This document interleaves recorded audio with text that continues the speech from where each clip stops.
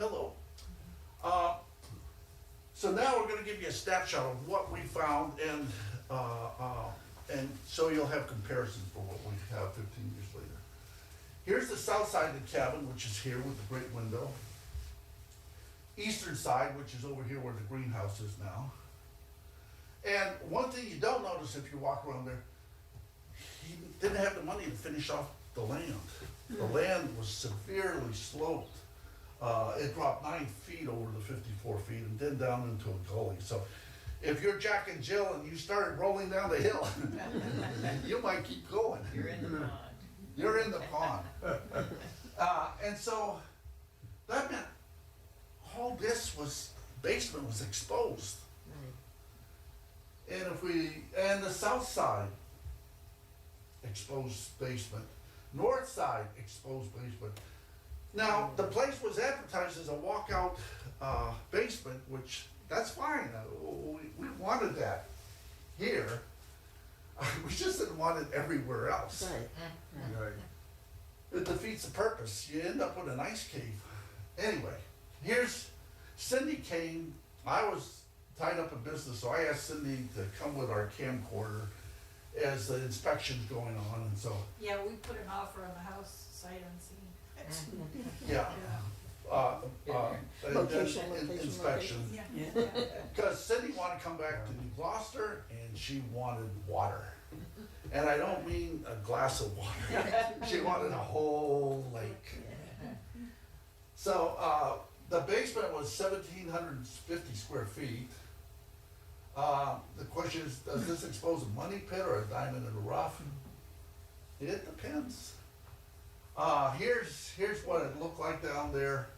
An ice cave, first floor filled with stuff. I say stuff because one man's junk is another man's treasure. So, and so here's what it looked like. And some of you have been down there before, and some of you can look Did afterwards. they sell it full of stuff? That was cleaned out after we bought. Oh, okay. But this was just the inspection, they were Okay. still Yeah. living here. Yeah, they were still living here, and keeping lumber down there. There's the wood stairs. The cement floor had never been finished. There Oh were my goodness. big openings here and there with plywood over it. Yikes. Lots of firewood. To keep exposed uninsulated basement water pipes and first floor from freezing up, a large wood stove was run throughout the man-made ice cave. And they had a propane furnace for heating, 75-gallon water heater, a propane furnace,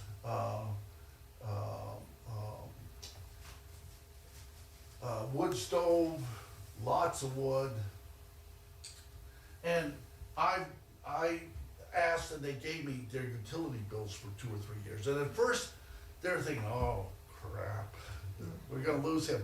They couldn't understand why my eyes were twinkling, because an energy engineer, I'm looking for a project because I'm retiring and handing my business over to my son. Something to keep me busy besides the thorium Manhattan project issue. Oh, and they had stacks of coal too. I don't know how much they use. We still have some of those bags downstairs. Anyway, this is and one other thing. So that's where you got the $9,000. Yeah, Propane yeah. and wood and. yeah, totaling all those bills and Everything, stuff. yeah, Yeah. electricity. And to likely to cut corners in '87, when they were putting the ductwork in for their propane furnace, real metal would have been expensive, so they put in cheap fiberglass encased cardboard. Oh, So after 20 years, deteriorating fiberglass particles and dust was everywhere in the building. So we agreed to purchase the cabin. If we agreed, and we negotiated it, but I knew we wanted this place. Any future efficiency remedies would have to include a trip to the dump with all that stuff. At least one trip. And that's a picture of the stuff leaving. Like I said, we pretty much documented everything. In addition to the propane and the wood, there wasn't enough heat for the second floor, so we had electric baseboard heating. Oh, jeez.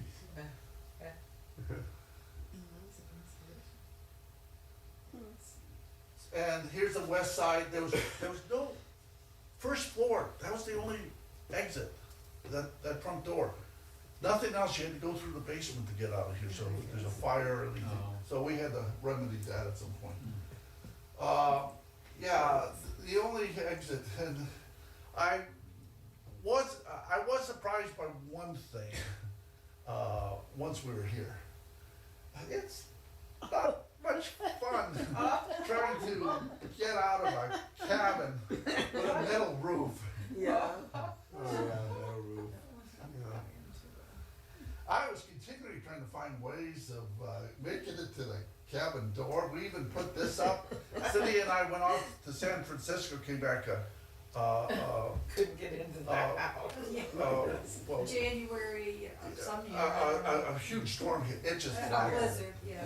It was just, so I learned, one of the surprises was it was not a friendly design cabin for snowstorms. So here's a summary of all the energy they were using, the pulse, lead pulse, the baseboard heating, the fire brickwood stove, 150 lights throughout the cabin, or 150 heat lamps. All that totaled almost 15 tons of heating and cooling. With all that, it was still continually cold and drafty. Maybe we were helping Lewiston Auburn, we were bringing the temperature up a little bit. That's always 44 degrees. So, I'll pause it here for a moment. Here's where we bring the professionals in.